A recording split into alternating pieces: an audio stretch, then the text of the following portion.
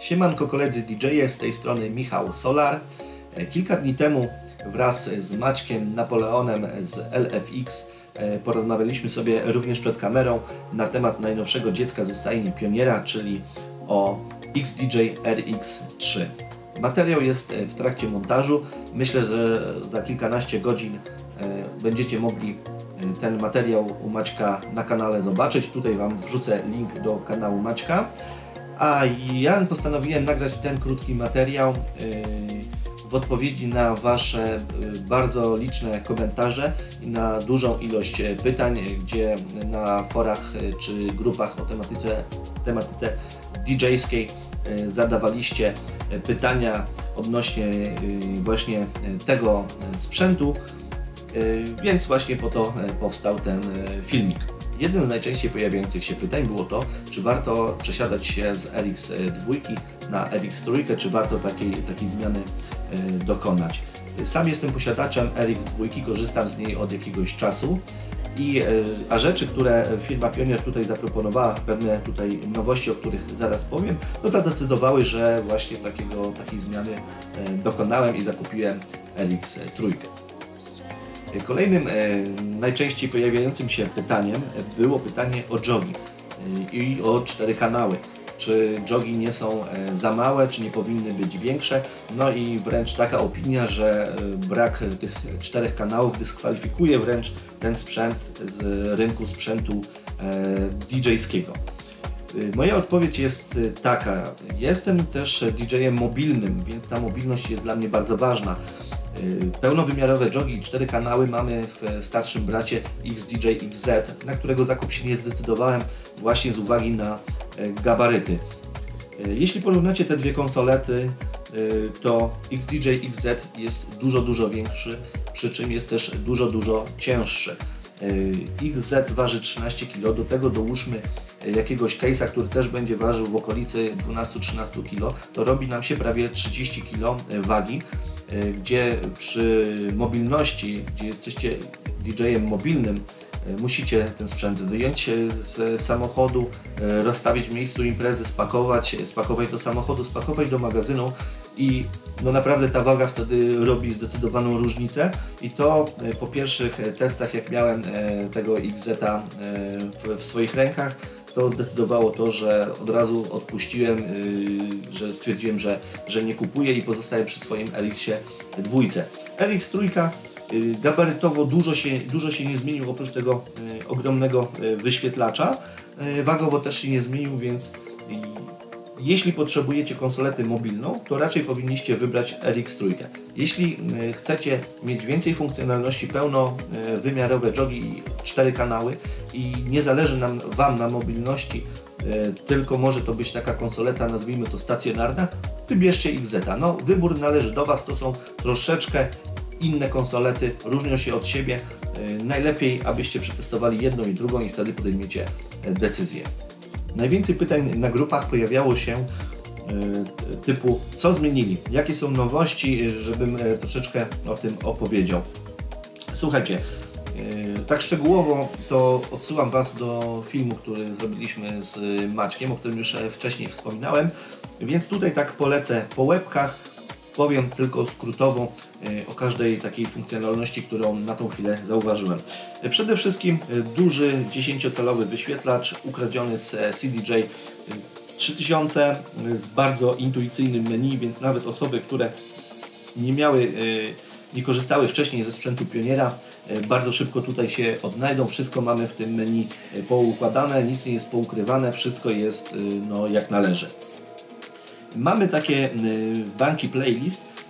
Są to skróty do naszych playlist. Jeśli mamy tych playlist dużo, a potrzebujemy mieć dostęp do jakichś ulubionych, to takie 4 ulubione playlisty możemy tutaj sobie zapisać. Q-Link. Kolejna fajna rzecz, którą myślę, że będę wykorzystywał, jest to Q-Link, czyli odsłuch bezpośrednio w bazie muzyki lub bezpośrednio w playlistach, bez konieczności ładowania tracka do jednego z decków. Wcześniej, jak wiecie, odbywało się to tak, że jeśli chcieliście przesłuchać jakiś kawałek, to trzeba było go załadować do jednego z deków, odsłuchać, załadować następny i tak dalej. A teraz w kilka sekund możecie przesłuchać sobie kilkanaście kawałków, które macie tutaj w swojej bazie muzyki. Myślę, że bardzo przydatna funkcja. Kolejną rzeczą, którą zauważyłem i którą myślę, że fajnie to zrobili, to jest status pada. Zobaczycie to na zbliżeniach. Padów jest 8, one są w dwóch warstwach, czyli macie je 16. I na przykład jak macie taką automatyczną pętlę Beat Loop, to ciężko czasami było się połapać, jaką wartość reprezentuje dany pad. No robić sobie taką ściągawkę, no to nie wiem, czy by się ktoś na to zdecydował. A tutaj mamy ten status pada, jakie wartości są pod danym padem pokazane w formie graficznej na wyświetlaczu. Kolejną nowością, którą tutaj nam zaproponowano, jest bank 4 podręcznych efektów. Efekty, których jest 16 i są wybierane za pomocą knoba. Możemy sobie 4 takie efekty zapisać pod takimi klawiszami szybkiego dostępu do tych efektów i dostęp do tych efektów mamy z poziomu wyświetlacza, więc już nie musimy kręcić tym knobem i szukać efektu, który lubimy, tylko mamy tutaj taką podręczną listę tych efektów. Kolejną nowością jest znany z DJI M900 Nexus 2 ta płytka dotykowa, czyli X-Pad, pozwalająca nam na kontrolowanie efektów w sposób, jaki lubimy. Nie jesteśmy zdani na stałe wartości typu 2 bity, 1 bit, tylko możemy sobie tutaj kreatywnie za pomocą tego X-Pada tymi efektami sterować. Jeśli chodzi o same pady, to mamy ich 8, w dwóch warstwach mamy ich 16. Nowością jest GateQ i nowością jest Release FX, czyli 8 takich predefiniowanych efektów znanych wcześniej z Rekordboxa, czyli na przykład jakiś tam vinyl backspin czy vinyl break. Jeśli chodzi zaś o sekcję miksera, to jest to DJI M900, tylko że w wersji dwukanałowej. Efekty, których mamy tutaj 16, one są 1 do 1 przeniesione właśnie z 900 Nexus 2. To tak samo dotyczy to sekcji Color FX, efektów jest 6. Nowością jest sekcja AUX, gdzie możemy podłączyć dwa zewnętrzne urządzenia, na przykład laptopa czy telefon. Są osoby, które korzystają, puszczają jakieś podkłady dla innych artystów właśnie na przykład z laptopa czy z telefonu, więc te dwa dodatkowe wejścia powinny ich ucieszyć. Kolejną nowością też jest wsparcie dla Serato.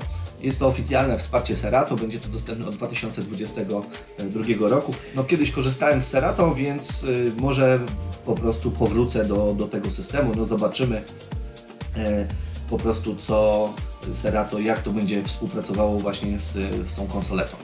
Często pytaliście w komentarzach mnie o wsparcie dla serwisów streamingowych. Oczywiście takie wsparcie tutaj też jest. Z poziomu Rekordboxa mamy kilka serwisów streamingowych, m.in. Tidal czy Beatport Link.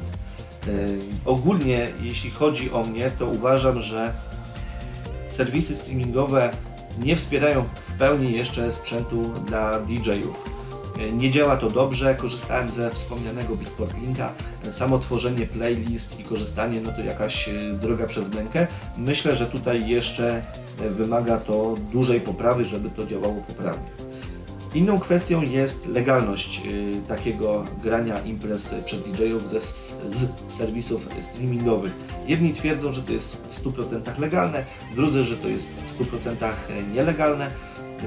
Nie ma takiej jednej wykładni, która by definitywnie albo pozwalała, albo zabraniała DJ-om właśnie grać imprezy z tych serwisów streamingowych. Jakość dźwięku w serwisach streamingowych to też jest dla mnie zdecydowany minus. Serwisy streamingowe znacząco obcinają tą jakość dźwięku, a materiał, który kupuję i który gram, dbam o to, żeby był najwyższej jakości, w najwyższej rozdzielczości i to ma dla mnie kluczowe znaczenie. Jeśli chodzi o jakość dźwięku, to w RX3 mamy pełne wsparcie dla formatów bezstratnych. dzięki czemu w połączeniu z nowymi przetwornikami jakość dźwięku jest tutaj fenomenalna, z czego jestem bardzo zadowolony i myślę, że inni producenci powinni wziąć przykład z Pioniera, jak w sprzęcie takiej klasy uzyskać taką jakość dźwięku. Podsumowując, XDJ RX3 jest to bardziej ewolucja niż rewolucja. Nie jest to tak rewolucyjny sprzęt jak w swoich czasach CDJ-1000 ze stajni Pioniera, który namieszał mocno na rynku DJ-skim. Czy warto na RX3 przejść z jakiegoś Denona czy z RX2? Moim zdaniem tak, bo jest to najnowocześniejsza konsoleta, ma wszelkie nowinki techniczne i wszystkie rzeczy, które profesjonalna konsoleta powinna posiadać. Inną kwestią jest dostępność tego sprzętu. Jest to jedna z pierwszych sztuk w Polsce, a chyba nawet pierwsza z 6, które przyszły.